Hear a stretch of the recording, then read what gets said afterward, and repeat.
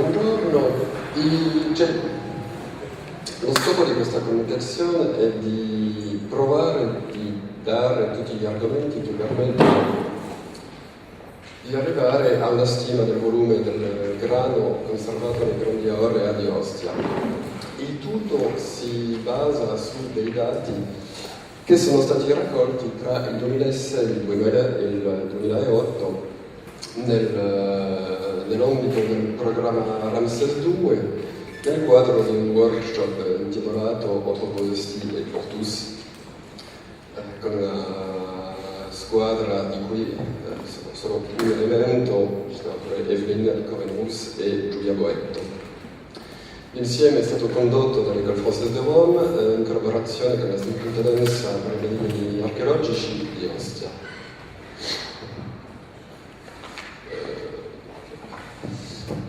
Non mi dilungherò troppo sulla posizione dei grandi area che ci è stata ricordata ieri da Angelo Pellegrino. Si trovano dunque nella zona supposta, cioè al momento pubblica del CIP di Canigno, un po' dietro del fiume. Non è che i grandi area sono direttamente collegati al fiume, il che eventualmente può porre più problemi. Da quel che si sa sono i più grandi area in superficie all'interno di Ostia. L'insieme delle nostre indagini ci ha portato usando il metodo dell'archeologia della costruzione, a rivedere l'insieme delle fasi per avere un'idea della storia di quel monumento, sperando dall'età augustea fino all'età siluriana.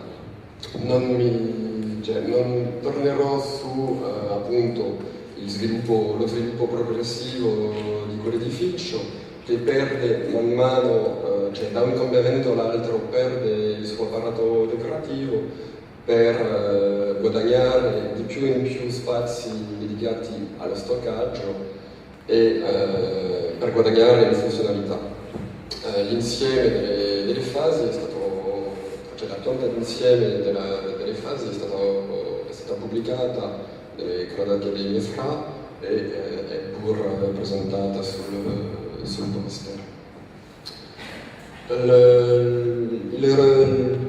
Tutti i calcoli che vado a fare, il ragionamento e poi i calcoli che vado a presentare questa mattina si basa sulla penultima fase evidenziata, cioè la prima fase severiana, nella quale ci sono 53 celle che sono organizzate attorno ad un cortile ad U che è parzialmente occupato nella sua parte centrale da 15 altre celle. Lo studio condotto, che oltre all'archeologia della costruzione ci ha portato a restituire l'insieme dell'edificio, a proporre una restituzione dell'insieme dell'edificio, e alla fine abbiamo considerato che il primo piano è una replica del pianterno, ossia che la superficie totale rappresenta il doppio di quel che si può vedere al piano terra. Dunque, per agevolare la discussione su quell'argomento a volte molto difficile della quantità di derrate che possono essere conservate nei magazzini, farò tutta una serie di proposte che tanto ognuna può essere discussa. La prima, alla fine, è quasi la più gratuita di tutte. I grandi area di Ostia servivano allo stoccaggio del grano.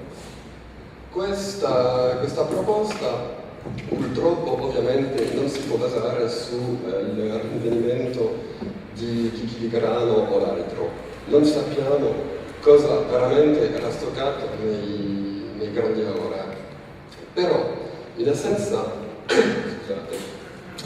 di voglia che potrebbero indicare lo stoccaggio di derrate liquide sfuse, possiamo supporre che comunque non ci stava olio o vino conservato in doria. Può essere che del vino o dell'olio siano stati conservati in anfore. Però ci sono strutture che implicano una cura particolare nello stoccaggio, strutture che vi sono state presentate ieri per i magazzini italiani di Portus. Questi sono i Vespaia, le cosiddette sospensure che sono presentate in 53 celle del piano terra. Quasi tutte sono fatte sullo stesso modo, ossia dei muretti che, a nostro avviso, e finché ci sia un'altra proposta eventualmente fatta dai colleghi fisici, permettono dunque un'aerazione minimale che consente di mantenere tanto l'umidità che la temperatura in modo sufficientemente ragionevole per consentire la conservazione del grano. Oltre a questo sistema di aerazione o di mantenimento della temperatura, l'insieme permette di evitare l'umidità grazie a 2 strati di mattoni, di pedali e poi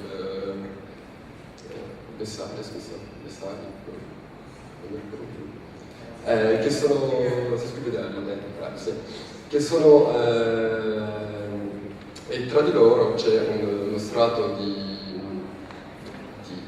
malta idraulica, la parte superiore avendo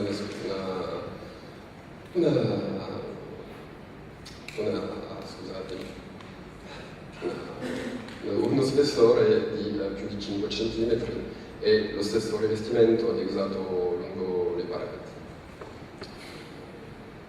Seconda proposta, il grano stoccato nei grandi area era stoccato sciolto. Il grande problema di sapere se il grano veniva stoccato sciolto o in sacco è abbastanza difficile da essere affrontato, nel senso che non abbiamo nessuna idea del volume dei sacchi, della loro forma o niente. Però, malgrado questa assenza di dati, perché tutti i dati che abbiamo sono dati iconografici, sui sacchi, come Evelyn spiegava ieri, la presenza in tutte le celle che presentano quei Vespaia di questi pilastri che inquadrano la porta ci porta a considerare che servivano a mantenere sempre uno spazio nel quale il grano sciolto non poteva accedere, cioè che pur se il mucchio di grano andava disperso, la porta poteva sempre essere aperta e dunque la cella poteva essere accessibile. Dunque, secondo noi, questi pilastri possono essere un indice così sicuro di